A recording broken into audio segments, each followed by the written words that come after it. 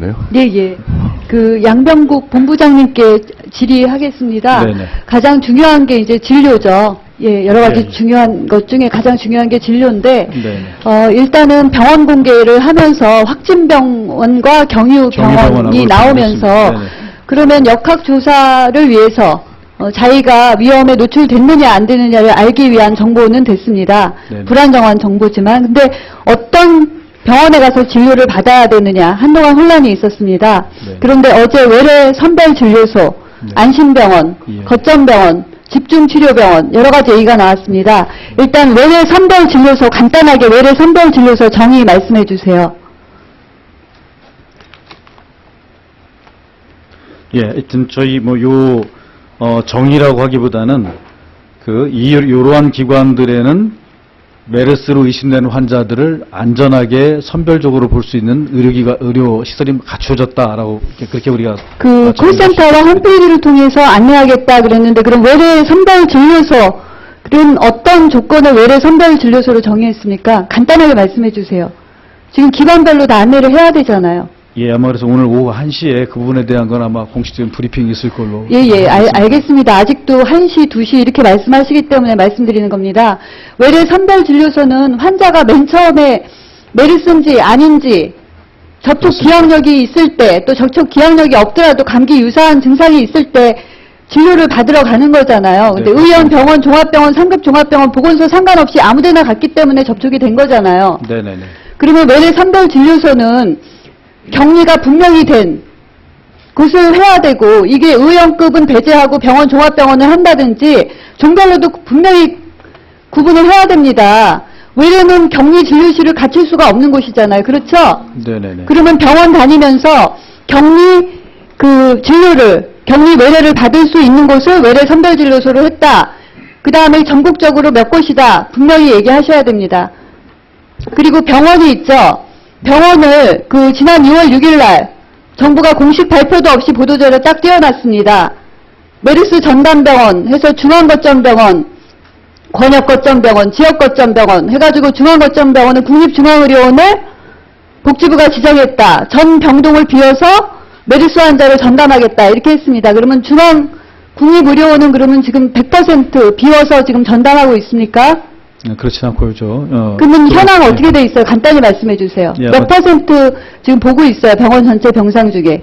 제가 지금 정확히 퍼센트 격리 병상은 다 찾죠? 격리 병상은 찾고 그 다음에 추가로 오늘 50%. 격리 병상은 47실이잖아요.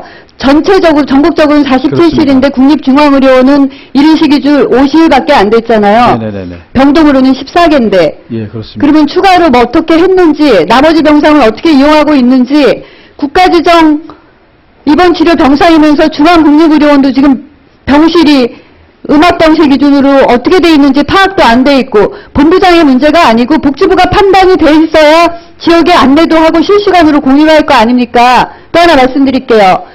지역 거점병원 지정하기로 했잖아요. 지자체로 하여금 지정하도록 했다. 그리고는 지정하도록 했다 오더만 내리고 확인이 안 되다가 어제서야 이제 거점병원 한다 이렇게 얘기됐어요.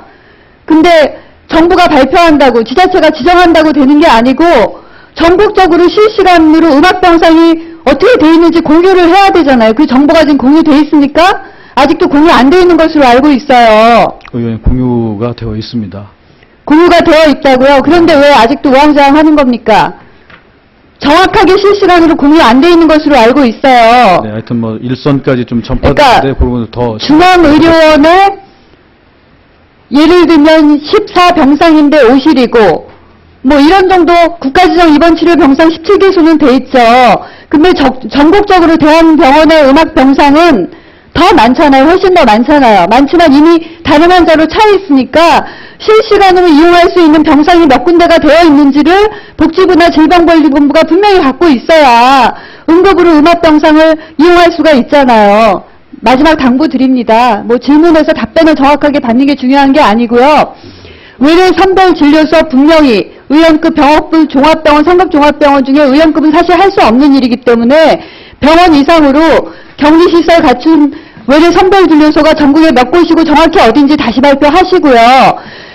중앙국립의료원 상황은 지금 어떻게 돼가고 있고 지역의 거점병원은 지정했는데 음압병상이 몇 개 차 있고 어떻게 이용할 수 있고 안내 다시 하시고요.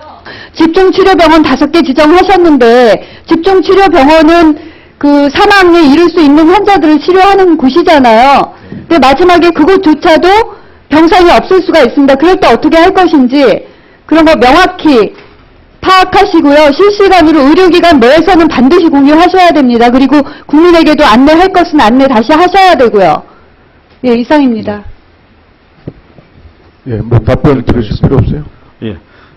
지금 예, 이제 간단히 답변해 주세요. 예, 선별진료소와 관련된 부분들 관련해서는 그 의료기관들이 자체적으로 완결 구조를 갖는다면야 더할 수 없이 좋겠지만 그렇지 못한 경우에는 연계 체계를 통해서 보완을 해서 운영을 할 계획들을 갖고 있습니다. 그래서 지금 선별진료소가 갖고 있는 기능은 의심 환자가 됐든 아니든지 간에 여하튼지 간에 요 기관들을 통해서 다른 환자들하고의 접촉을 일단 차단한 상태에서의 안전진료가 이루어지게 하겠다라는 그런 개념으로 선별이고 이제 안심인데 의원님 지금 지적하신 부분들에 대해서는 더 보강을 좀 해서 여하튼지 간에 감염이 다른 쪽으로 차단이 되지 않도록 더욱더 노력을 하겠습니다. 예, 문정림 위원님 수고 많으셨습니다. 다음은 존경하는 김춘진 의원님 질의해 주시기 바랍니다.